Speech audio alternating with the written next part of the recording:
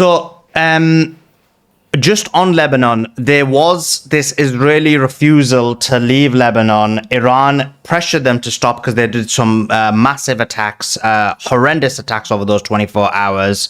Iran said they wouldn't be going to Switzerland. This is a statement from Israel Katz, who says there was not and there is not any restrictions on IDF soldiers in Lebanon from acting to remove threats. The ceasefire that was announced yesterday leaves the IDF in all of its positions within the security zone, and that protects the communities of northern Israel. As Netanyahu and I have made clear, Israel will not withdraw from the security zone in Lebanon. The first article talks about Lebanon having sovereignty. Many of us interpret that as meaning the Israelis need to withdraw. They're saying they're not going to withdraw. Everyone's questioning whether Iran should have went ahead with Switzerland with these kind of statements that are going ahead. What's your thoughts about that? That essentially Iran has gone to these negotiations while Lebanon is occupied, while they did bomb Lebanon up until the last minute and probably will start again. What's your thoughts on this? Well, if they start bombing Lebanon, then the Strait of Hormuz will be closed, and the regime has to retreat from Lebanon. There's no in-between space. They're going to have to leave, and they're going to have to end the slaughter. And they're just going to have to get used to not sniping and bombing little Lebanese children. I know it's tough for the Israelis, but they're going to have to get over it. But I guess the question is, how are you going to make them do that? And what I mean by that is, up to now, there hasn't been any... Sorry, you broke off. Sorry, go ahead. Yeah, I was just saying that whether the Iranian delegation should have gone to Switzerland or not, they shouldn't have gone, and some believe they should have. But it is important to keep in mind that these talks are about Lebanon. They are about the stolen Iranian assets and the technical issues linked to handing them over to Iran, as well as the removal of the sanctions on Iran. So those who believe that the team should go say that it is necessary for them to go, and it has been it is a part of the deal to have these negotiations in order to remove the technical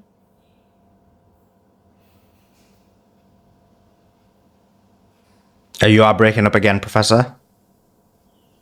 Problems. But at the end of the day, sorry about that. It's not in my hands. But nope. At the end of the day, both sides of the debate have their own arguments to make. But what is important for me and for people like me is the results. The Israeli regime has to stop killing kids, and they have to hand over Iranian assets. They have to withdraw from Lebanon, and they have to lift the sanctions in accordance with the deal. Otherwise, there will be no progress.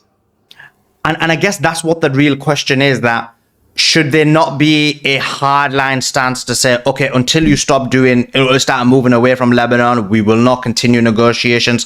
I'm very much entrenched in the entire kind of resistance against Israel and the entire group who are having a lot of concerns. And their biggest concern is, and actually my concern, my separate to them, is that I feel like unless there's a very strong deterrent, and not just the Strait, because the Strait impacts America. America, in my view, doesn't have that much control over Israel. What impacts Israel? They don't care about the Strait. They don't care about the world economy. They don't care about the United States of America. And so what deterrent can Iran have or do that is substantive, that will force the Israelis to stand back from the attacks on Lebanon, or even the bigger one, which is in the memorandum, but is now, we all are concerned it'll never be followed, is retreat from Lebanon? Well, there are a couple of things. One is that Iran can shut down the Strait of Hormuz and will do so if necessary.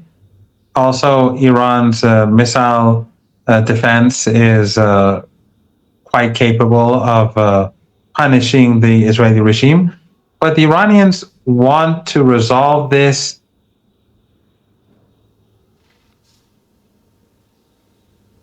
as much as possible without closing the Strait of Hormuz, because Iran's friends Iran's friends across the world are using the Strait of Hormuz.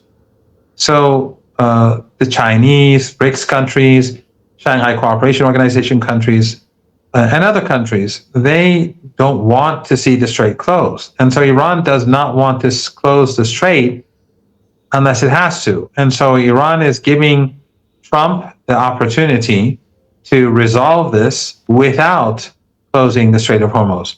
So Iran gave a sort of warning shot yesterday and closed it, and then the regime stopped or at least partially fulfilled ceasefire obligations.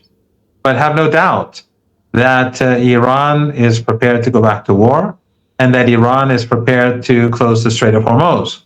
But it wants to make it as clear as possible to its allies, to its friends, to countries that have not taken sides, that Iran is trying to resolve the situation without resorting to force and without resorting to shutting the Strait of Hormuz. But have no doubt that if the Israeli regime and the Trump regime refuse to abide by the commitments that the United States has made, Iran will have to go there.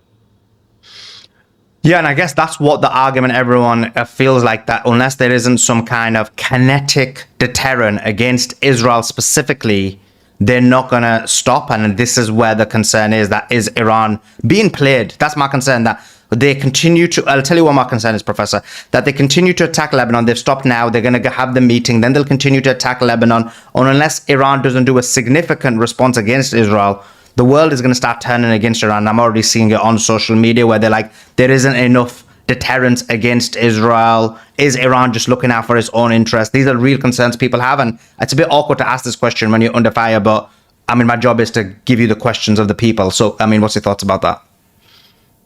Sure. Well, I think that people across the world should recognize that Iran is fighting this battle on its own. And there's a huge coalition. The entire West is on one side, and the region is either on their side or not on our side. So that's clear as day. But there's also the other issue that I said. If Iran is more than willing to punish the Israeli regime, we've done that, and we've done it to the United States. But the problem is that we want everyone to see that the other side is, well, we want the problem solved. But if our enemies do not abide by their commitments, we want the international community, including the Chinese, including the oil consumers of the world, the LNG consumers of the world, the helium consumers of the world. We want them to see that it is the other side that refuses to end the genocide and to abide by its commitments. Then, when we strike or when we shut the Strait of Hormuz, these countries will blame the Israeli regime and Trump.